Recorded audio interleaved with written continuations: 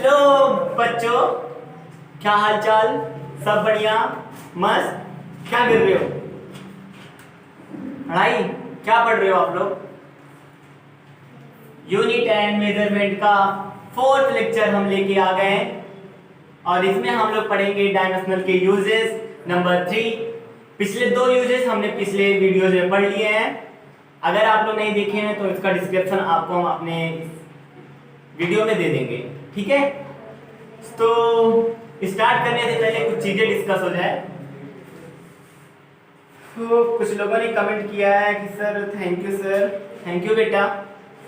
और कुछ लोगों ने कमेंट किया है, जैसे अजय पाल ने बोला है सर नया लेक्चर लेके आइए। तो बेटा आज नया लेक्चर लेके आ गए, यूनिट एंड मेजरमेंट के हम 4th लेक्चर में आ गए हैं। आराध्या सोनी उन्होंने बोला है कि वेल डन सर, समझ में आ रहा है, थैंक यू। और काफी बच्चों ने बोला है सर 4th लेक्चर लेके आइए। तो आ गए हम आज यूनिट एंड मेजरमेंट के 4th लेक्चर में। तो स्टार्ट करते हैं ये लेक्चर। देखो बेटा क्या है कि हमने पहला यूज पढ़े थे किसी कांस्टेंट का डायमेंशन फाइंड करना। सेकेंड यूज पढ़े थे कि अगर right hand side equals to left hand side, मतलब चेक इक्वेशन को चेक करना। दूसरा हमने पढ़ा था। तीसरा आज पढ़ने वाले हैं क्या किसी भी डायमेंशनल की हेल्प से किसी भी एक्सपेंशन को फाइंड करना। किसके हेल्प से? डायमेंशनल की हेल्प से। तो एग्जांपल के थ्रू समझते हैं, ठीक है? जैसे एग्जांपल है F फोर्स डिपेंड अपॉन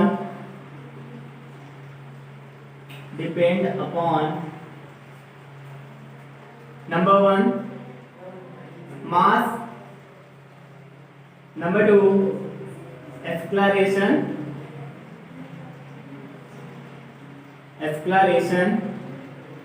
बस ये बोला। क्वेश्चन ऐसे देगा आपको कि force depend upon number 1 mass and number 2 एक्सक्लरेशन। तो find the expansion of F, मतलब फोर्स। तो हमको F का एक्सपेंशन फाइंड करना है और क्वेश्चन में बोल दिया है कि जो डिपेंड कर रहा है मास पर और एक्सक्लरेशन पर। इतनी आपको चीजें दी रहेगी, आपको एक्सपेंशन फाइंड करना होगा। कैसे करेंगे वो देखते हैं। तो क्वेश्चन खुद कह रहा है कि F जो है डिपेंड कर रहा है मास पर, मतलब F प्रोपोर्शनल M, ठीक है? इक्वेशन नंबर फर्स्ट मान लेते हैं। फिर कह रहा है कि यही फोर्स डिपेंड करता है एक्सक्लरेशन पर, ठीक? तो F proportional A, equation number 2। क्या याद है? समझ में आया अच्छी तरीके से आया। आगे चलते हैं। Force depend upon M, force depend upon A, ठीक?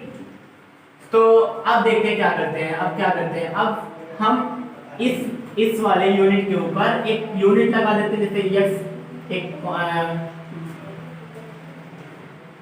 वेरिएबल लगा देते हैं F, इसके ऊपर Y लगा देते हैं, ठीक है? इतना समझ में आया? कुछ नहीं किए अभी तक, कुछ नहीं किए। क्वेश्चन था कि F force depend upon mass and acceleration, ठीक? इतना किए। फिर हमने उसी के द्वारा, मतलब जैसे F proportional to M, F proportional to A, अब M एंड Y के ऊपर एक वेरिएबल लगा दिए F एंड Y, ठीक है? यहाँ तक समझ में आया? अब देखो क्या करते हैं।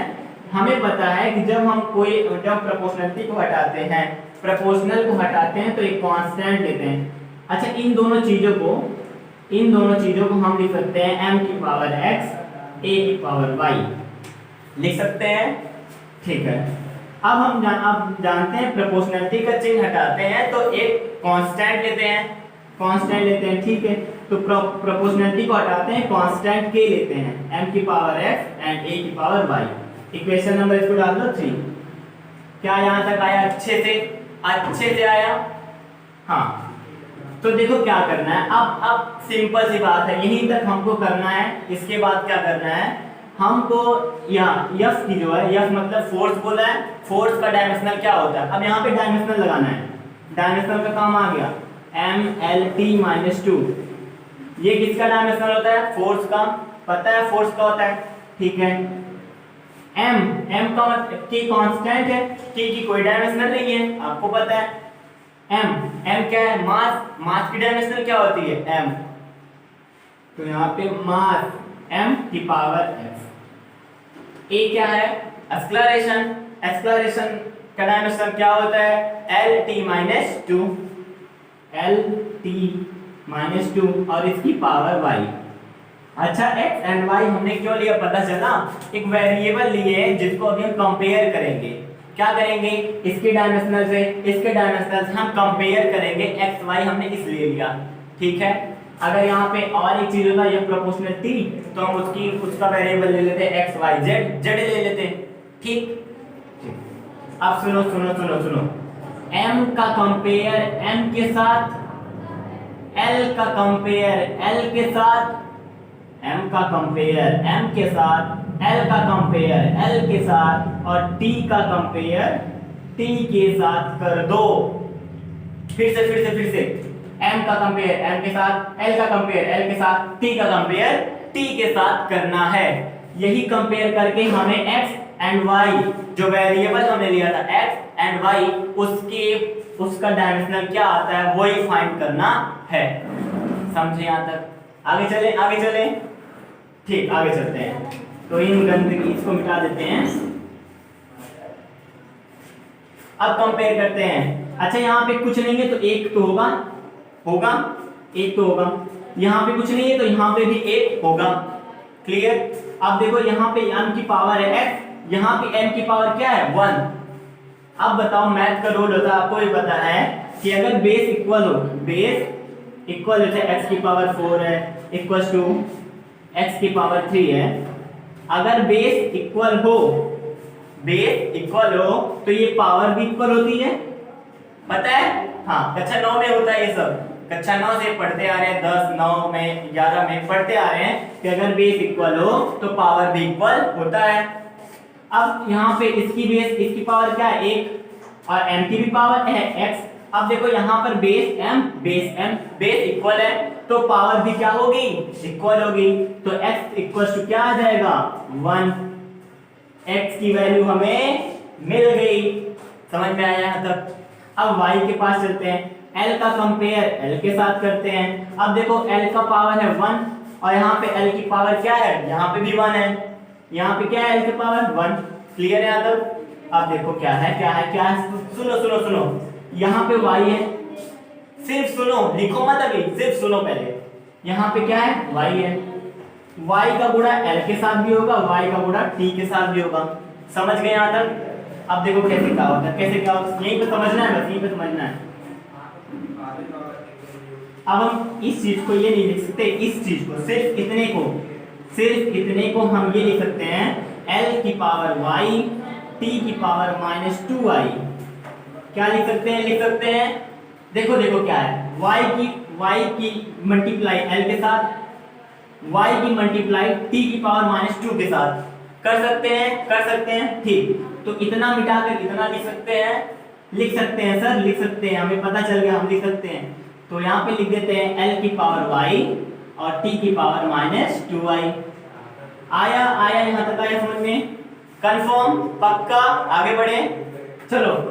l का कंपेयर l के साथ, l की पावर यहाँ पे 1 है, यहाँ पे l की पावर y है, ठीक। बेस इक्वल है तो पावर भी क्या होगी? इक्वल होगी। तो y equals to 1, y equals to 1। समझ में आया? आगे चलते हैं। t का कंपेयर t के साथ, बेस इक्वल है तो पावर भी इक्वल होगी। अब देखो -2y इक्वल्स टू, इसका पावर है -2, यहाँ पे लिख देते हैं -2y इक्वल्स टू -2, माइनस से माइनस कैंसिल, 2 से 2 कैंसिल, y इक्वल्स टू आ गया 1। हमें यही तो फाइंड करना था, क्या? x एंड y की वैल्यू, कि x की वैल्यू कितनी है, y की वैल्यू कितनी है। यही तो हम, इसीलिए तो हम इस वेरिएबल के लिए कंपेयर किए, तब हमको x एंड y की वैल्यू मिली। अब x एंड y की जो वैल्यू आई है उसको आप इक्वेशन नंबर 3 में पुट अप कर दो। समझे? देखो कुछ नहीं करना है, बस समझो, सिर्फ देखते जाओ। ये जो x और y की वैल्यू है इक्वेशन नंबर 3 में पुट अप कर दो। तो f इक्वल टू क्या हो जाएगा k m की पावर 1 a की पावर y, a की पावर 1, a की पावर 1, क्योंकि देखो x का मान 1, y की वैल्यू 1, तो 1 1 ठीक। अब बताओ m की पावर 1 का मतलब m, a की पावर 1 का मतलब 1 a। तो आपका फाइनली ये आपका फार्मूला बन गया फोर्स का, फोर्स इक्वल्स टू के एम इंटू ए। एक्सपेरिमेंट के द्वारा देखा गया, एक्सपेरिमेंटों के द्वारा देखा गया, ये जो बेटा के है, के जो है वो उसकी वैल्यू जो होती है 1 होती है। क्या होती है? 1 होती है। तो आपका जो फाइनल फार्मूला है वो बन जाता है के F equals to M into A. बस यही तो पता करना था हम लोगों को कि डायमेंशनल के हेल्प से हमको फार्मूला ज्ञात फाइंड करना था। समझ में आया? नहीं आया? नहीं आया, फिर से आएगा। देखो फील करवाते हैं, फील करो, फील। पहले स्क्रीनशॉट ले लो फिर समझाते हैं। 3 2 1 स्क्रीनशॉट ले लिए। चलो कह रहा था कि फोर्स है, फोर्स है वो डिपेंड करता है मास पर, एक्सेलरेशन पर। ठीक, फोर्स है डिपेंड करता है मास और एक्सेलरेशन पर। तो हम डिपेंड का मतलब प्रोपोर्शनलिटी का चिन्ह, यहाँ पे भी प्रोपोर्शनलिटी का चिन्ह मतलब या प्रोपोर्शनल एम या प्रोपोर्शनल ए। अब हम कोई constant variable value x and y ले लेते हैं। इसी x एंड y की वैल्यू हमको फाइंड करनी है। क्लियर? ठीक, तो हम इन दोनों को एक साथ लिख दिए, प्रोपोर्शनल टू m की पावर x, a की पावर y। प्रोपोर्शनलिटी का चिन्ह हटता है तो बेटा एक कांस्टेंट वैल्यू लेते हैं ना। ठीक, ले लिए। f equals to k m की पावर x, a की पावर y। फिर क्या करना है? इसकी डायमेंशनल लिख दो, f की डायमेंशनल m lt माइनस 2। अब इसकी डायमेंशनल लिख दो, k की कोई डायमेंशनल नहीं होती क्योंकि अभी हमने उसको कांस्टेंट के रूप में लिया है। m की होती है m, पावर है x तो पावर लगा दी है, a की होती है lt माइनस 2 तो y का गुणा अभी हमने आपको बताया था। इसको कैसे लिखे हैं? इसको लिखे lt माइनस 2 की पावर 2 y का मल्टीप्लाई l में भी, y का मल्टीप्लाई t की पावर माइनस 2 में भी। तो ये चीज है। अब हमने मैथ में पढ़ा है कि बेस इक्वल होता है तो पावर भी इक्वल होती है। तो m की पावर है f और m की पावर है 1, तो बेस इक्वल तो x की पावर 1, x बराबर 1। यहाँ तक आया। ऐसे y की भी वैल्यू निकाल लिए। अब जो x एंड y की वैल्यू निकाले इक्वेशन नंबर 3 में रख दो। आपका जो फाइनल फार्मूला है वो मिल जाता है with the help of dimensional. समझ में आया? तो लेते हैं नया एग्जांपल, दूसरा वाला एग्जांपल लेते हैं। तब सेकंड क्या आते हैं? क्वेश्चन नंबर सेकंड क्या कहता है कि the time period capital T of a simple pendulum depend upon Number 1 length of pendulum, number 2 mass, number 3 acceleration to gravity। तो कह रहा है find expansion of t। नहीं समझे? फील नहीं आ रहा सर। फिर से कुछ नहीं करना है। क्वेश्चन में सिर्फ इतना देखना है क्या चीज किस पर डिपेंड कर रही है, इतना। तो जो टाइम पीरियड है वो simple pendulum depends upon number of length of pendulum l, mass m, acceleration to gravity small g। तो कह रहा है फाइंड एक्सपेंशन ऑफ t। कह रहा है कि आप जो t का टाइम पीरियड है उसका आप हमको एक्सपेंशन फाइंड कर दो। तो चले स्टार्ट करें क्वेश्चन। तो चलिए देखें क्या होता है। तो कह रहा है कि जो t है वो डिपेंड करता है आपका नंबर लेंथ ऑफ पेंडुलम। ठीक, और जो t है वो डिपेंड करता है मास पर, जो t है वो डिपेंड करता है एक्सेलरेशन टू ग्रेविटी मतलब स्मॉल g। अब इन पर कोई वेरिएबल लगा दो। वेरिएबल क्या? x, y, z। यहां तक तो क्लियर होगा I think. Is it clear आप लोग को? t प्रोपोर्शनल l की power x, t proportional m की power y, t proportional g की पावर z। अब इन तीनों को एक साथ लिखते हैं। t प्रोपोर्शनल t l की पावर x, m की पावर y, g की पावर z। अब बताओ प्रोपोर्शनलिटी का चिन्ह हटाते हैं तो एक कांस्टेंट लेते हैं। तो कोई कांस्टेंट k ले लेते हैं, k कोई कांस्टेंट लेते हैं, l की पावर x, m की पावर y, g की पावर z। इसको इक्वेशन फर्स्ट, इसको सेकेंड, इसको थर्ड और इस इक्वेशन को बना लो फोर्थ। ठीक है, यहां तक तो क्लियर है बेटा? कंफर्म, अच्छे से आगे बढ़े आगे बढ़े आगे बढ़े। ठीक है, तो आगे बढ़ते हैं। देखो अब क्या करना है, नेक्स्ट स्टेप में हम लोग को कंपेयर करना है, कंपेयर करना है। ठीक है, अब बताओ यहाँ पर t की डायमेंशनल होती है टाइम पीरियड, टाइम पीरियड की डायमेंशनल होती है t। अच्छा हम इसको ऐसे लिख सकते हैं m0 l0 t की पावर 1, बात वही हुई। ठीक है, इक्वल टू k तो आपका कांस्टेंट है, उसकी कोई डायमेंशनल नहीं होगी। अच्छा लेंथ की बात करें तो l की पावर x, मास की बात करें तो क्या m की पावर y और g मतलब क्या है, एक्सक्लरेशन का मतलब क्या होता है, lt -2 पावर z। अब इस z का मल्टीप्लाई इसमें भी, इस l में l का z का मल्टीप्लाई इस -2 में भी होगा। तो यहां लिखते हैं m0 l0 और t1 इक्वल्स टू l की पावर x, m की पावर y और l की पावर z, t की पावर -2z। क्या यहां तक क्लियर है? अच्छे से पक्का। आगे चलो, अब करना है कंपेयर चलो करते हैं l की पावर x, l की पावर 0। तो अच्छा ये बताओ, यहाँ पर l की पावर x है और यहाँ पे l की पावर z है। यहाँ पर देखो l की पावर x, यहाँ पर l की पावर z, तो ये दोनों तो जुड़ जाएंगी भाई। तो इनका हो जाएगा l x प्लस z। क्या ये इसको बाहर x प्लस z, यहाँ तक क्लियर। अब m की पावर y और t की पावर -2z और ये m0 l0 t की पावर 1। क्या यहाँ तक क्लियर? ठीक, अब कंपेयर करना है l का कंपेयर l के साथ। ठीक, तो बेस इक्वल पावर भी इक्वल, तो x plus 2 equals to 0, x equals to -2। x की वैल्यू हमें फाइंड हो गई। अब हमको फाइंड करना है y की वैल्यू के लिए m का कंपेयर m के साथ, बेस इक्वल तो पावर भी इक्वल, तो y इक्वल्स टू 0। ये हम के ऊपर क्या है, 0 है, तो y की वैल्यू आ गई 0। यहाँ तक क्लियर? अब फाइंड करना है z की वैल्यू। अब देखो t की कंपेयर t के साथ, बेस इक्वल तो पावर भी इक्वल, तो -2z इक्वल्स टू 1, तो z इक्वल्स टू -1/2। इतना ठीक है।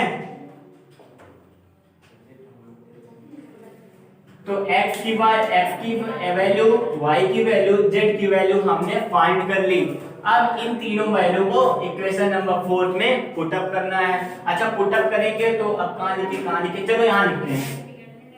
ठीक है, यहाँ पर तो यहाँ पर क्वेश्चन है, यहाँ पर पुट अप करना है। तो l equals to k, l की पावर x की वैल्यू -2, तो l की पावर -2। ठीक, m की पावर y, y की वैल्यू 0, तो m की पावर 0, g की पावर z और z की वैल्यू -12, तो z यहाँ पे हो जाएगा g पावर -12। ये क्लियर पक्के से? अब देखो क्या करते हैं।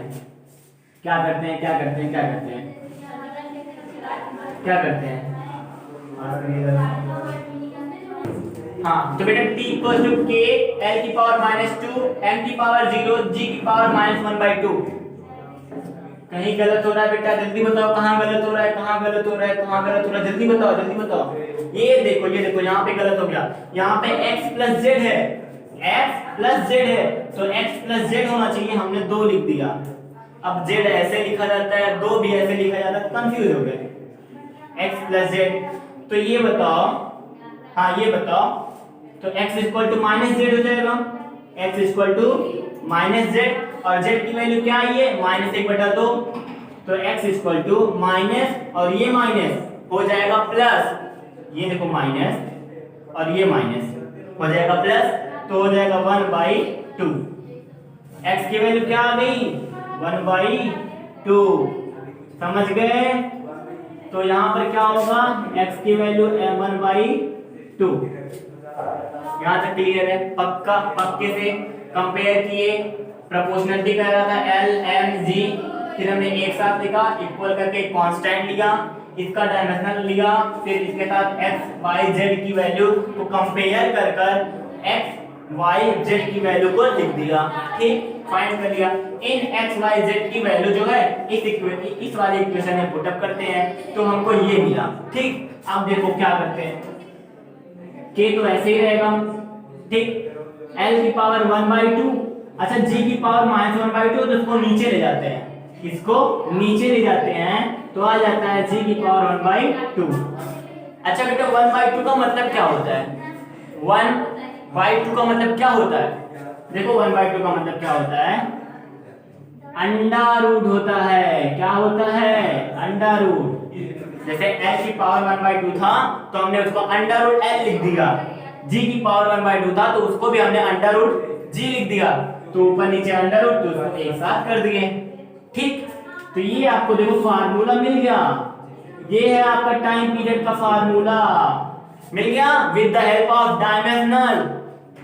अच्छा एक्सपेरिमेंटली के द्वारा देखा गया, जो k की वैल्यू है, एक्सपेरिमेंट के द्वारा देखा गया जो k की वैल्यू है वो आती है 2 पाई, क्या आती है 2 पाई, तो अब यहाँ पे रख देते हैं L/G, ये है आपका फाइनल फार्मूला। समझ में आया, स्क्रीनशॉट ले लीजिए, 3 2 1। तो क्वेश्चन नंबर 3 लेते हैं, ठीक है। आइए क्वेश्चन नंबर 3 में आते हैं। क्वेश्चन नंबर 3 क्या कहता है, कह रहा है कि centripetal force F, centripetal force F action and a particles of mass m moving in a circle of radius r with velocity v depends upon m, v and r. Find expansion for F. Question समझ में आया। Question क्या कह रहा है कि centripetal force है जो action and the particles of mass उसका m है, moving in the circle of radius, जो सर्किल के रेडियस में मूव कर रहा है, and r with velocity v से मूव कर रहा है, और कह रहे depend upon m v r, मास पर, वेलोसिटी पर एंड रेडियस पर डिपेंड करता है। तो कह रहे हैं कि find expansion for f, f का हमें क्या करना है, एक्सपेंशन फाइंड करना है with the help of dimensional. चलिए लगाते हैं क्वेश्चन। क्या कह रहा है, देखिए पहला कह रहा है कि यह प्रोपोर्शनल m, फिर कह रहा है कि यह प्रोपोर्शनल v, फिर कह रहा है कि यह प्रोपोर्शनल r।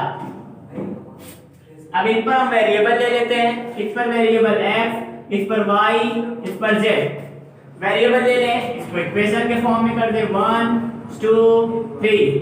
अब इन तीनों इक्वेशन को एक साथ लिख देते हैं, f प्रोपोर्शनल m की पावर x, ज्यादा तेज तो नहीं हो रहा हूं, धीम पढ़ा हूं और धीमे, ओके, f प्रोपोर्शनल m की पावर x, v की पावर y, अब कुछ ज्यादा धीमे तो नहीं हो रहे हैं, नहीं सही चल रहा है, r की पावर z, प्रोपोर्शनल को हटाएंगे, एक कांस्टेंट लेंगे, कांस्टेंट लेते हैं k, m की पावर x, v की पावर y, r की पावर z। बेटा YouTube में होता है, हमारा अगर तेज देखना हो तो 2x कर लो, ठीक करना है तो 0.75 कर लो, ठीक है। चलो तो f equal to k, m की पावर x, v की पावर y, r की पावर z। अब आगे हम लिखेंगे इसका डायमेंशनल लिखने के बाद कंपेयर करेंगे, x y z वेरिएबल की वैल्यू फाइंड करेंगे और फिर उस इक्वेशन में रख देंगे। क्लियर, इस इक्वेशन को रख दो क्वेश्चन 4, सही। अब इसकी फोर्स की होती है m l T minus two, ये होती है इसकी dimensional M L T minus two. M L T minus two हमने कहा था फोर्स की डायमेंशनल फाइंड, याद कर लो M L T minus two. नहीं याद है, नहीं डायमेंशनल निकाल पाते हो तो मेरा अभी टारगेट स्टडी क्लासेस डॉट उसमें फर्स्ट लेक्चर हमारा अपलोड है, आप उसको देख सकते हैं, ठीक। डिस्क्रिप्शन में भी हम डाल देंगे। तो के एम होता है मास, मास मतलब एम की पावर एक्स, वी होता है वेलोसिटी, वेलोसिटी का क्या होता है L T minus one, L T minus one की पावर वाई, आर है रेडियस, रेडियस मतलब एक लेंथ, रेडियस मतलब एक लेंथ, लेंथ को एल की पावर जेड। क्या यहाँ तक क्लियर है? अब देखो इसको ऐसे भी लिख सकते हैं m की पावर x, y का मल्टीप्लाई l में l की पावर 1, y का मल्टीप्लाई l की पावर 1 में, y का मल्टीप्लाई l की पावर -1 में कर देते हैं तो आता है l की पावर y, t की पावर -y और l की पावर z। अब कंपेयर करना है x y z की वैल्यू फाइंड करनी है, ठीक है। चलो फाइंड करते हैं M L T minus two. चलो इधर चलते हैं। बेस इक्वल, देखो बेस इक्वल तो उसकी पावर्स भी इक्वल। अच्छा यहाँ पे कुछ नहीं है तो एक है तो x बराबर आ गया आपका m की पावर 1, x की वैल्यू निकल गई 1, ठीक। y l की पावर y यहाँ पर है और l की पावर z यहाँ पर है, जुड़ जाएगा। तो इसको हम ऐसे भी तो लिख सकते हैं k m की पावर x, l की पावर y, t की पावर माइनस नहीं, l की पावर y नहीं, y प्लस l की power y plus z, t की पावर माइनस y लिख सकते हैं। अब देखो तो बेस इक्वल तो x बराबर एक, पावर भी इक्वल। x की वैल्यू हमने फाइंड कर ली, y की वैल्यू फाइंड करनी है तो कंपेयर करो l के साथ l, तो y प्लस z और वहां पे l की पावर है 1 इक्वल्स टू 1, ठीक। अब इसको छोड़ दो, अब इसको लेके आओ, t की कंपेयर करो t के साथ, इधर हो जाएगा -y और t की पावर है -2। नहीं समझ में आ रहा हो तो कमेंट जरूर कर दीजिएगा, एक बार जरूर कमेंट कीजिएगा, हम इसको फिर से बता देंगे, लेकिन कमेंट कर दीजिएगा। तो माइनस से minus cancel, y equals to 2। अब ये y की वैल्यू यहाँ पर रख दो, z की वैल्यू निकाल लो, तो y equals to 1 minus z, नहीं z equals to 1 minus y, y की वैल्यू रख दो, y की वैल्यू है 2 तो z की वैल्यू क्या आ गई -1, x की वैल्यू, y की वैल्यू, z की वैल्यू हमने फाइंड कर ली। अब हम करेंगे इन तीनों चीजों को इसमें इंटर करेंगे, पुटअप करेंगे और फिर इक्वेशन एक बनाएंगे। चले आइए चलते हैं। तो इसको इसमें रख देते हैं, ओके। चलिए सब रखिए। तो f इक्वल्स टू k वैसे ही रहेगा, m की पावर x की वैल्यू 1 तो m की पावर 1, स्मॉल m की पावर 1, y v की पावर y की वैल्यू 2 तो 2, r की पावर z और z की वैल्यू 1 तो r की पावर 1। समझ गए? -1, ठीक। यहां तक आया। अब देखिए क्या करना है, f equals to k, m की पावर 1 का मतलब m, v की पावर v स्क्वायर और r, अच्छा r ऊपर -1 है, नीचे ले जाएंगे +1 हो जाएगा। अरे इस r की पावर -1, इसको हमको नीचे पलटना है। देखो नीचे पलट दिए तो हो गया r, मतलब r की पावर -1 को हम लिख सकते हैं 1/r। आया। चलो आगे। अब देखो ये आपका इक्वेशन मिल गया, ये आपका इक्वेशन आ गया। अब प्रयोग किया गया, प्रयोग हुआ, प्रयोग के द्वारा क्या देखा गया, प्रयोगों के द्वारा ये देखा गया प्रयोग के द्वारा ये देखा गया कि F equals to K mv² upon R।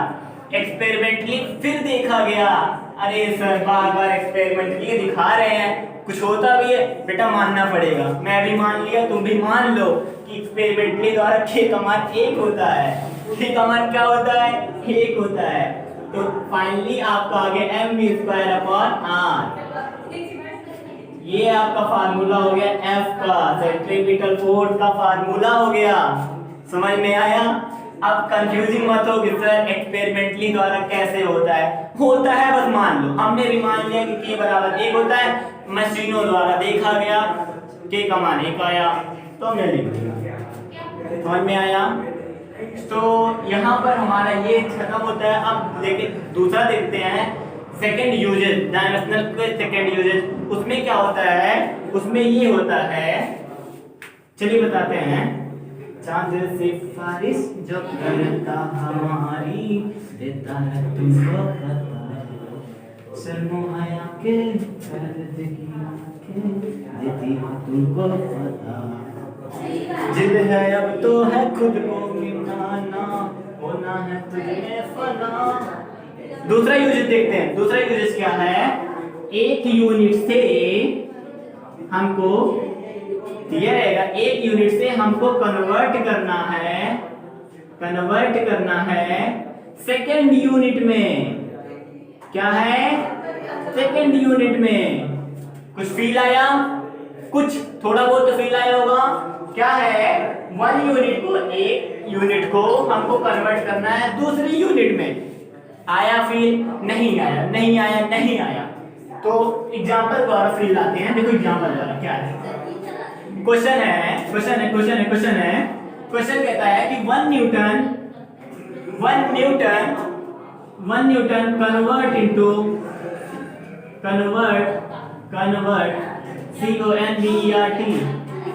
Convert into 9। यही एक क्वेश्चन कह रहा है कि 1 न्यूटन कन्वर्ट into 9। 1 न्यूटन है, उसको आप कन्वर्ट कर दो सेकेंड यूनिट में, मतलब सेकेंड यूनिट मतलब 9। अच्छा ठीक है, आप बताओ न्यूटन में आपको कन्वर्ट करना है। कन्वर्ट कैसे करते हैं? अच्छा देखो, इसको इस क्वेश्चन को पुट अप कर लेने से पहले ट्रिकली पढ़ते हैं, ट्रिकली समझते हैं। कह रहा है question 1 Newton convert into 9। 1 Newton है, उसको कन्वर्ट कर दो 9 में। अच्छा न्यूटन से मतलब क्या है? न्यूटन का मतलब होता है किलोग्राम मीटर पर सेकेंड स्क्वायर। अच्छा बेटा किलोग्राम मीटर और सेकेंड किस यूनिट के हैं? अरे सर आपने तो बताया था यूनिट एंड मेजरमेंट के फर्स्ट लेक्चर में, ये तो एसआई है, एसआई यूनिट है। अच्छा डाइन का मतलब क्या है? डाइन का मतलब gram centimetre second, gram centimetre second ये है। अब ये क्या चीज है? सर आपने ये भी बताया था ग्राम सेंटीमीटर पर सेकेंड। ये सारी चीजें सीजीएस में आती हैं, सीजीएस यूनिट है। तो बेटा कह रहा है कि एसआई को सीजीएस में कन्वर्ट करो, मतलब एक यूनिट को दूसरे यूनिट में कन्वर्ट करो। कैसे करेंगे? चलो देखते हैं। न्यूटन का मतलब क्या है? न्यूटन किसका यूनिट है? फोर्स का। किसका? फोर्स का। तो फोर्स का डायमेंशन होता है mLt-2। ये होता है फोर्स का डायमेंशन। इस डायमेंशन को बीच में लिख लेते हैं mLt-2। ठीक। अब न्यूटन का मतलब एसआई यूनिट में लेंथ जो होता है वो मीटर में होता है। किसमें होता है? मीटर में होता है। मास किसमें होता है? किलोग्राम में होता है। समय किसमें होता है? सेकेंड में होता है। ये सीजीएस में यहाँ पे लिख लो एसआई, यहाँ पे लिख लो सीजीएस।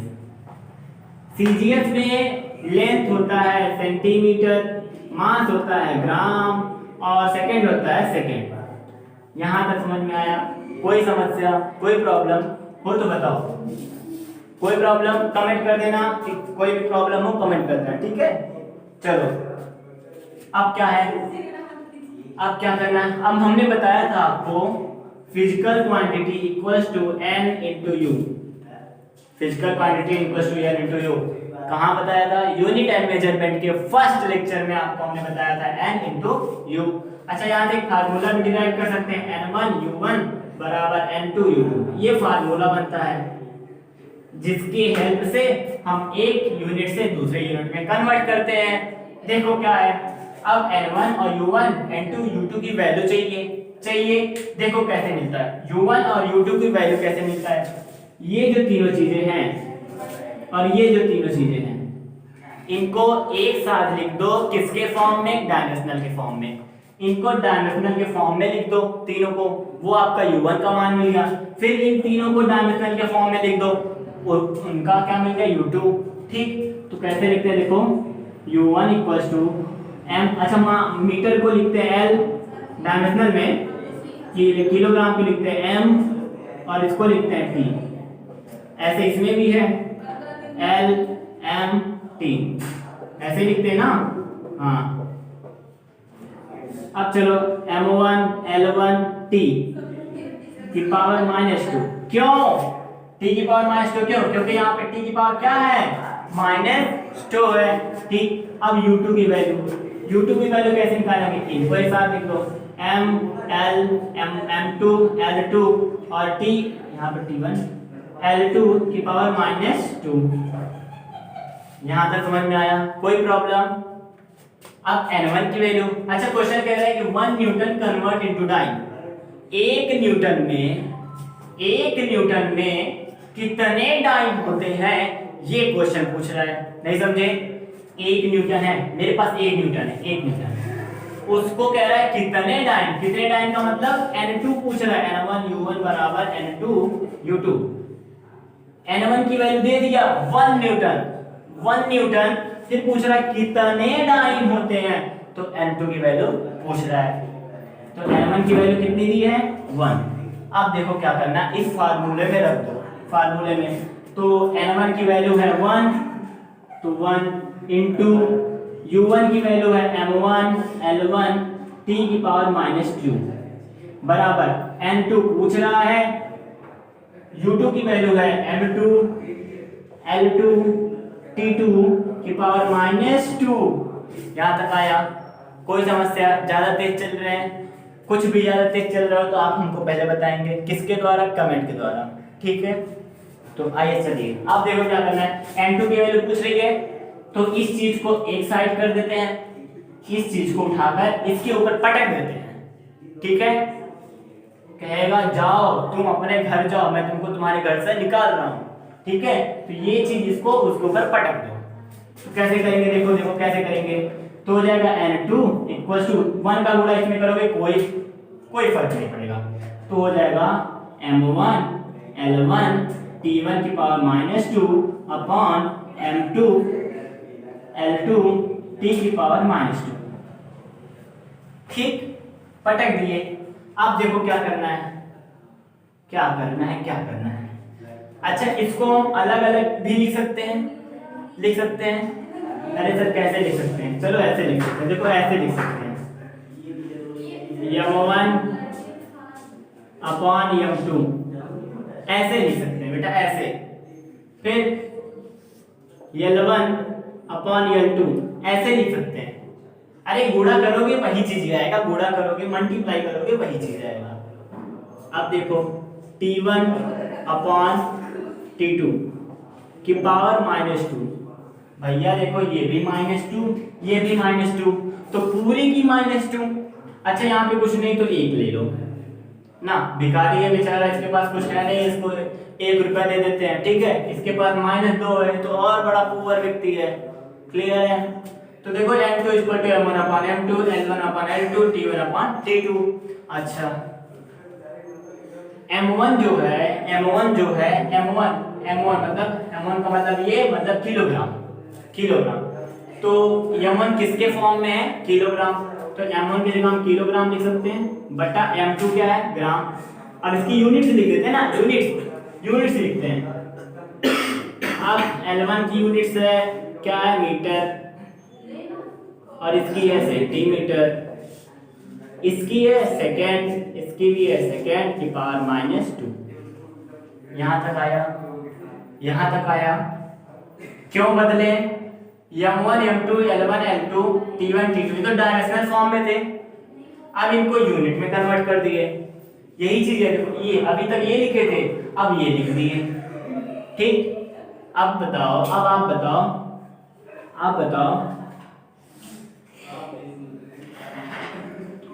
किलोग्राम है, किलोग्राम है, किलोग्राम है, किलोग्राम है और नीचे ग्राम है। ठीक, तो हमको ग्राम को काटना। अच्छा बताओ, 1 किलोग्राम बराबर 1000 ग्राम, पता है, जानते हो? ठीक है, तो 1 किलोग्राम इक्वल्स टू 1000 ग्राम, तो यहाँ पे लिख सकते हैं 1000 ग्राम अपॉन ग्राम। अरे चाहे 1 किलोग्राम लिखे चाहे 1000 ग्राम लिखे। अच्छा ठीक, 1 मीटर इक्वल्स टू 100 सेंटीमीटर, तो 1 यहाँ पे लिख सकते हैं 100 सेंटीमीटर अपॉन सेंटीमीटर, और ये सेकेंड अपॉन सेकेंड तो ऐसे ही रहेगा। यहाँ तक आया।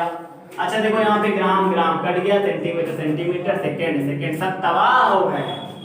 अब देखो यहाँ पे 10 की पावर 3 मतलब 1000 का मतलब क्या, 1000 इंटू 100, तो 1000 मतलब 1 की पावर 10 पावर 3 और 100 मतलब 10 पावर 2, इसको लिख सकते हैं 10 की पावर 5। तो N2 की वैल्यू आपकी कितनी आ गई, 10 की पावर 5। 1 न्यूटन में, फिर से 1 न्यूटन में 10 की पावर 5 डाइन होते हैं। 1 न्यूटन में 10 की पावर 5 डाइन होते हैं। ये था इसका सॉल्यूशन।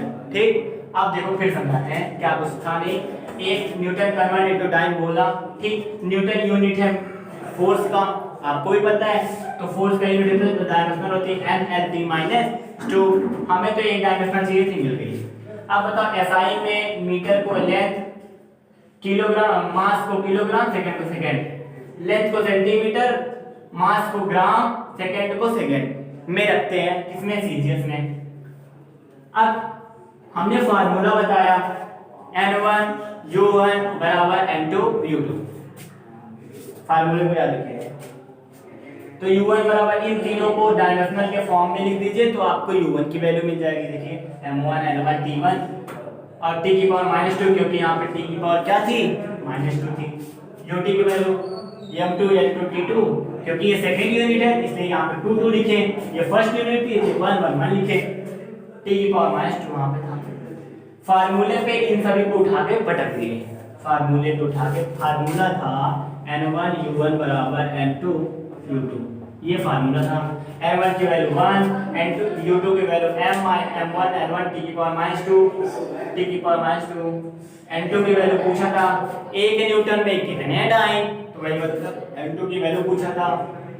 UT की वैल्यू यहाँ पे है तो इसको एक साइड कर लिए, एक साइड करने के बाद इसको हम ऐसे भी लिख सकते हैं, यानी गुणा करेंगे वही चीजें मिलेगा, उसको बस अलग अलग कर दिए, ब्रैकेट लगा दिए। ठीक, अब बताओ ये था डायमेंशनल फॉर्म। अब हम इसको यूनिट में लिख देते हैं, यूनिट इसका कर देते हैं, तो ये किलोग्राम, ये gram, metre centimetre, second second, तो 1 kilogram equals to 1000 gram, 1 metre equals to 100 centimetre, तो इसको gram gram cancel, centimetre cancel, second second cancel, बचा 1000 into 100, 10 की पावर 3 into 10 पावर 2, तो N2 की वैल्यू बाई द वे मिल गई 10 की पावर 5। आई होप आप लोग समझ रहे होंगे हमारी वीडियो। अगर नहीं समझ में आता है तो आप कमेंट के द्वारा भी बता सकते हो हमें कि सर आपकी यहाँ पे नहीं समझ में आया, वहाँ पे नहीं समझ में आया। अगर और भी नहीं समझ में आता है तो हम अपना फोन नंबर, व्हाट्सएप नंबर नीचे डिस्क्रिप्शन में डाल देते हैं। आप जहाँ पे भी ना समझ में आए, कोई भी क्वेश्चन फंसता है तो आप हमसे व्हाट्सएप पे भी पूछ सकते हैं। तो आज का लेक्चर यहीं पे खत्म करते हैं, तो लेक्चर नंबर 5 में मिलते हैं, जिसमें हम आप लोग को बताएंगे सिग्निफिकेंट नंबर क्या होता है। बहुत ही मजेदार टॉपिक होने वाली है सिग्निफिकेंट नंबर, क्योंकि ये बहुत ही इंपॉर्टेंट टॉपिक भी है और इंटरेस्टिंग चीजें हैं। उसके बाद वीडियो हम लेक्चर नंबर 6 में एरर लेके आएंगे, और लेक्चर नंबर 7 में काफी मोस्ट इंपॉर्टेंट नीट की, IIT की बहुत सारे क्वेश्चन उसमें करवाएंगे। तो आज का लेक्चर यहीं पे खत्म करते हैं। पढ़ते रहिए। All the very best.